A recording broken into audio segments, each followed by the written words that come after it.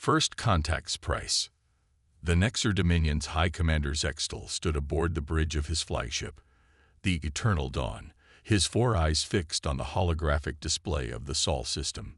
His scaled skin shimmed under the ambient light as a satisfied smile crossed his features. After centuries of expansion, they had finally found what appeared to be an easily conquerable civilization. Another primitive species playing with fusion drives and radio waves, he announced to his bridge crew, mandibles clicking in amusement. Their most advanced chips barely reached their system's edge. This will be a simple integration. His intelligence officer, Kavix, moved forward with considerably less confidence. High Commander, there's something unusual about their development curve. In just 3 centuries, they've progressed from burning hydrocarbons to achieving control fusion. The speed of their technological advancement is concerning. Zextal dismissed the concern with a wave of his primary hand. All species have their moments of rapid growth. What matters is their current capability. Prepare the standard First Contact package, a show of force followed by terms of surrender. Let's make this quick and clean. 12 hours later, the first human response arrived, not in the form of panicked transmissions or immediate surrender, but in the complete silence of their most advanced research vessel, the Constantine, simply vanishing from their sensors near the edge of the Kuiper Belt. Impossible, the sensor operator declared, running diagnostics. No ship that primitive should be capable of evading our detection grid. Zextal leaned forward, his amusement fading. Find that ship. Now. The next 48 hours brought more confusion. 3 more human vessels disappeared from their sensors. Not destroyed, simply gone, as if they'd never existed. When the Nexar sent probe drones to investigate, they found nothing but empty space and strange energy readings their systems couldn't identify.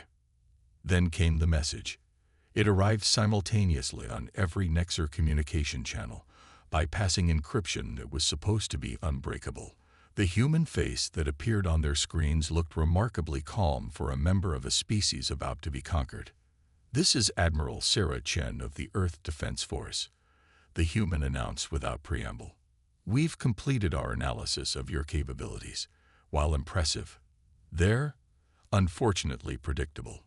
We've been preparing for First Contact for over a century. Did you really think we wouldn't have countermeasures ready?" Zextal's mandibles clicked in agitation. "What analysis? You've had no access to our systems." The human's smile widened slightly. "Your standard First Contact package has been used 17 times in the last decade alone. We've had plenty of time to study your tactics through the quantum observation network we established throughout this sector 30 years ago. The ships you lost track of, they weren't running away. They were completing our sensor grid." The bridge fell silent as the implications sank in. These primitives had been watching them, learning, preparing. "Impossible," Zextal whispered. "Your technology level is exactly what we wanted you to see," Admiral Chen interrupted. "We learned long ago that appearing weak is sometimes the strongest position. You're currently surrounded by 37 Earth vessels using technology you can't detect, running on principles your scientists dismissed as theoretical centuries ago. We're transmitting terms for your immediate withdrawal from Earth space. You have 1 hour to comply."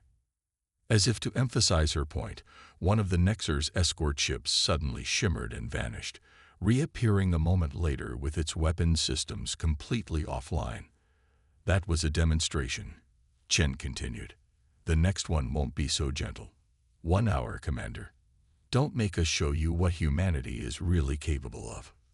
Zextal stared at the screen, his worldview crumbling around him. They had walked into humanity's trap thinking they were the hunters, never realizing they were the prey all along. In the silence that followed, he could only wonder what other surprises these deceptively primitive humans had in store. The price of underestimating humanity, he realized, was about to become very steep indeed. The silent revolution. The Nexar High Command's emergency session erupted into chaos as the footage from the Sol system played. High Commander Zextal stood rigid, enduring the accusations and demands for explanation from his peers. The humans' 1-hour deadline had passed, and with it, any illusion of Nexer superiority had shattered. Explain how a pre-FTL civilization has technology that can bypass our best stealth detection. First speaker Ixel demanded, her crystalline form pulsing with angry red light. They were never pre-FTL, Zextal admitted, his voice heavy. Everything we thought we knew about human technological development was orchestrated. They wanted us to underestimate them. The chamber fell silent as a new hologram materialized, a real-time feed from the Sol system's edge. The Eternal Dawn's sensor logs revealed the true extent of humanity's deception. What had appeared to be primitive satellites and defense platforms were transforming, unfolding like technological flowers to reveal arrays of advanced weapons and sensors that had been hiding in plain sight. Intelligence Officer Kovic stepped forward, their data pad projecting a series of analyses. We've confirmed that humans have been using quantum entanglement communication for at least 3 decades. Their apparent reliance on radio waves was theater, a carefully crafted illusion to hide their true capabilities. The feed showed more human ships emerging from what appeared to be empty space, their hull designs unlike anything in Nexer records. Where Nexer ships were sleek and standardized, each human vessel seemed unique, as if built for specific purposes rather than mass production. Their technological philosophy is alien to us, Kovics continued. Where we perfect a technology before implementation, they iterate constantly. While we waited for perfect solutions, they embraced imperfection and found ways to make it work. Their ships aren't just vessels. They're laboratories, constantly evolving and adapting. A new figure appeared on the command screens. Admiral Chen again, but this time addressing the full Nexer High Command. I trust you've had time to review our capabilities, she said, her calm demeanor somehow more unsettling than any show of force. But what you've seen is just the surface. Would you like to know why we let you think we were primitive? Without waiting for a response, the screen split to show footage from deep within human territory. Massive structures that had been dismissed as inefficient industrial complexes revealed themselves as shipyards, their pollution actually carefully controlled plasma exhausts. Orbital habitats that had appeared to be crude rotational stations unfolded to reveal military installations that had been hiding in plain sight for decades. We learned about the Dominion long before you found us, Chen explained. Your standard conquest patterns were easy to predict once we started looking. But instead of preparing for war, we prepared for something more interesting, teaching you a lesson about assumptions. The first speaker's crystalline form vibrated with barely contained rage. You mock us? No, Chen replied, her expression softening slightly. We're offering you something far more valuable than conquest, a chance to learn. Humanity's greatest strength isn't our technology or our deception. It's our ability to imagine possibilities where others see only limitations. We're offering the Nexer Dominion a choice. Continue this conflict and face capabilities you haven't even begun to understand, or join us in exploring what's possible when we stop limiting ourselves to what we think we know. The chamber erupted in debate, but Zextal barely heard it. He was watching the sensor feeds, noting how each revealed human capability seemed to hint at 3 more hidden ones. They hadn't just outmaneuvered the Dominion militarily. They had revolutionized warfare itself by turning deception into an art form. The humans have offered us a gift, he announced, silencing the chamber. They've shown us that our greatest weakness isn't our technology or our strategy. It's our certainty that we already know everything worth knowing. As if to emphasize his point, another series of human vessels emerged from stealth, their designs challenging every principle of shipbuilding the Nexer had held sacred for millennia. The silent revolution wasn't just in their technology. It was in their entire approach to existence itself. Paradigm shift. The Nexer War Council's deliberations were cut short by an alarm that shouldn't have been possible.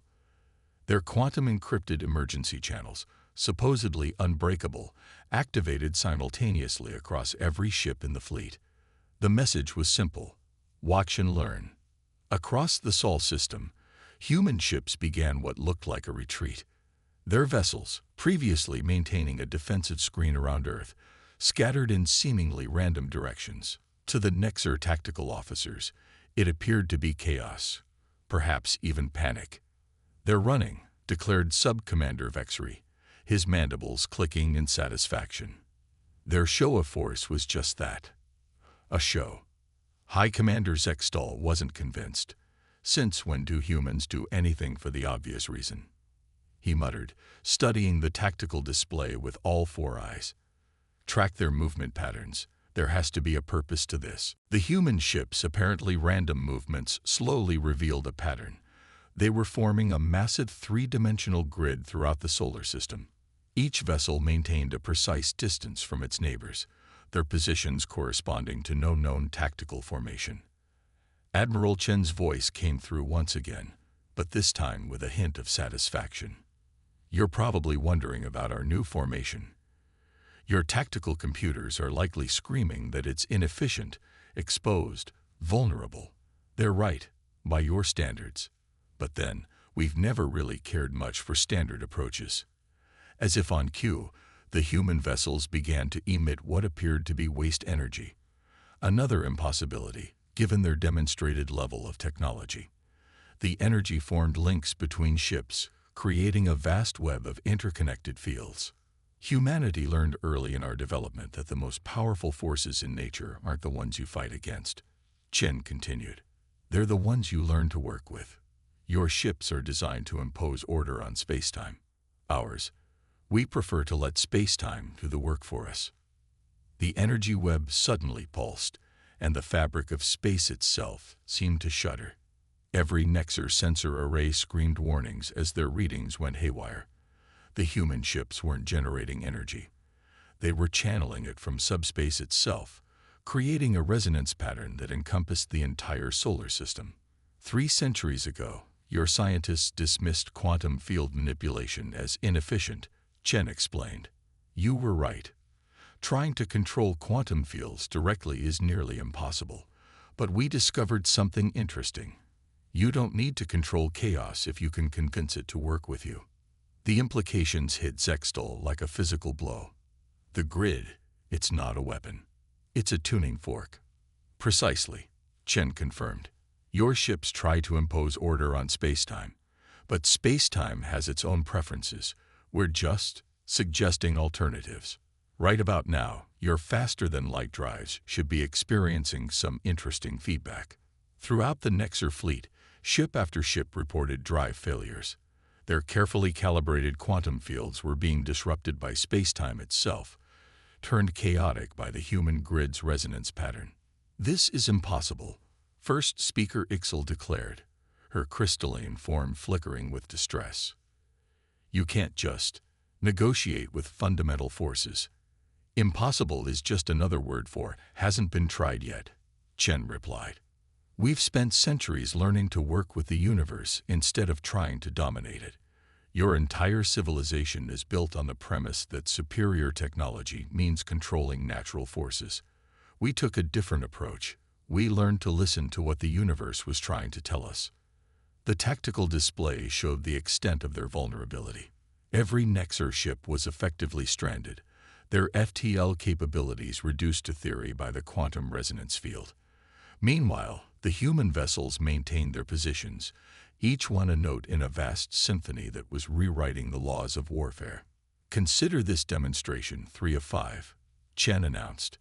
You've seen our stealth technology, witnessed our industrial capacity, and now experienced our approach to physics. Would you like to continue this exchange of ideas, or shall we show you demonstrations 4 and 5? In the silence that followed, Zextal realized that humanity hadn't just revolutionized warfare. They had fundamentally changed how advanced civilizations would have to think about technology itself. The question wasn't whether the Nexer would retreat, but how much of their fundamental understanding of the universe they would have to rebuild from scratch. Evolution's edge. The Nexer High Command sat in stunned silence As their fleet hung powerless in space, their most advanced technology rendered useless by what humans called working with the universe. But it was the next transmission that truly shook their understanding of what they faced. Your biological enhancement programs are impressive. Admiral Chen's voice carried a note of genuine admiration. Genetic optimization, cybernetic integration, neural networking, all approaching theoretical perfection.